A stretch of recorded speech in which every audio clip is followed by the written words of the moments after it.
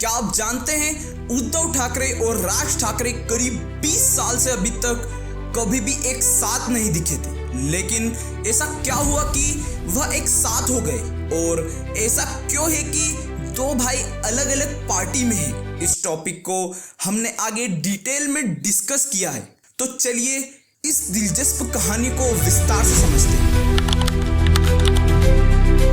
जैसा कि आप जानते हैं, महाराष्ट्र में हाल ही में मराठी भाषा को लेकर बड़ा विवाद खड़ा हुआ। महाराष्ट्र सरकार ने फैसला किया था कि हिंदी को प्राथमिक स्कूलों में तीसरी भाषा के रूप में लागू किया जाएगा। यही वह फैसला था जिसने उद्धव ठाकरे और राज ठाकरे को एकजुट किया। 5 जुलाई 2025 को मुंबई के वॉरलीन में आउजा मराठीचा रैली हुई। यह रैली इस फैसले को रद्द करने के लिए आंदोलन की जीत का जश्न मनाने के लिए आयोजित की गई थी। उद्धव और राज ठाकरे ने national sport club of India NSCI डोम में मंच साझा किया। उन्होंने मराठी अस्मिता यानी मराठी अस्मिता और संस्कृति के लिए मिलकर लड़ने का संकल्प लिया। दोनों नेताओं ने साफ कहा, महाराष्ट्र सरकार हिंदी थोप रही है और मराठी संस्कृति को कमजोर कर रही है। साथ ही उन्होंने यह भी आरोप लगाया कि महाराष्ट्र के कारोबार को गुजरात में शिफ्ट किया जा रहा है। रैली का मुख्य कारण था महाराष्ट्र सरकार का हिंदी को प्राइमरी स्कूल में तीसरी भाषा के रूप में शामिल करने का फैसला, जिसे दोनों पार्टियों ने मराठी भाषा और संस्कृति पर हमला माना। इस फैसले के खिलाफ उनके संगठित विरोध ने सरकार को अपना फैसला वापस लेने पर मजबूर किया। यह एक बड़ी राजनीतिक जीत के रूप में देखा गया, जिससे दोनों ने एक साथ जश्न मनाया।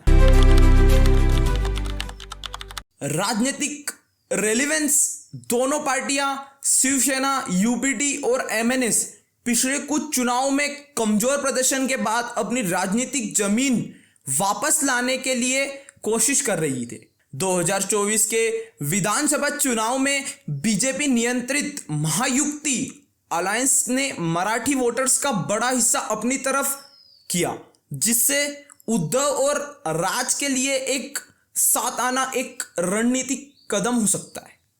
BMC और लोकल इलेक्शंस: बीजेपी और महायुति के खिलाफ। चलिए बढ़ते अपने अगले इंपॉर्टेंट टॉपिक पर।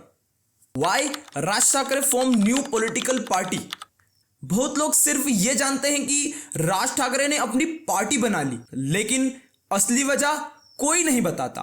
क्या आप जानते हैं क्यों टूटा ठाकरे परिवार का रिश्ता? अगर नहीं जानते तो चलिए शुरू से शुरू करते हैं। शिवसेना के संस्थापक बालासाहेब ठाकरे महाराष्ट्र में हिंदुत्व की सबसे मजबूत आवाज थे। उनके दो करीबी, एक बेटा उद्धव ठाकरे, एक भतीजा राज ठाकरे।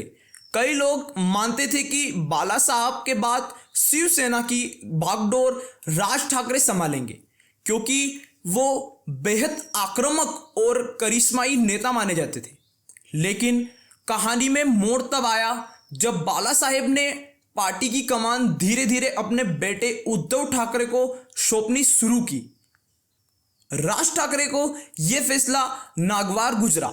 उन्हें लगा कि उनकी मेहनत और लोकप्रियता की अनदेखी हो रही है। साल 2003 में उद्धव ठाकरे को शिवसेना का कार्यकारी अध्यक्ष बना दिया गया।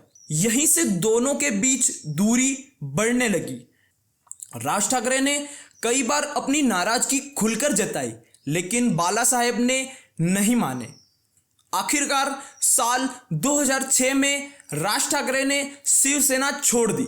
उन्होंने अपनी नई पार्टी बनाई, महाराष्ट्र नवनिर्माण सेना MNS। यहीं से दोनों परिवार के रिश्तों में खटास और सियासत में कटुता आ गई। 20 साल की जंग, करीब 2 दशक तक बनाम नेता एक दूसरे पर हमला बोलते रहे। महाराष्ट्र की राजनीति बनाम ठाकरे की लड़ाई बन गई।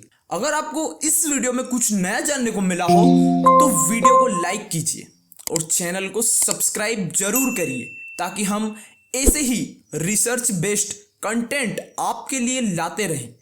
Thanks for your precious time.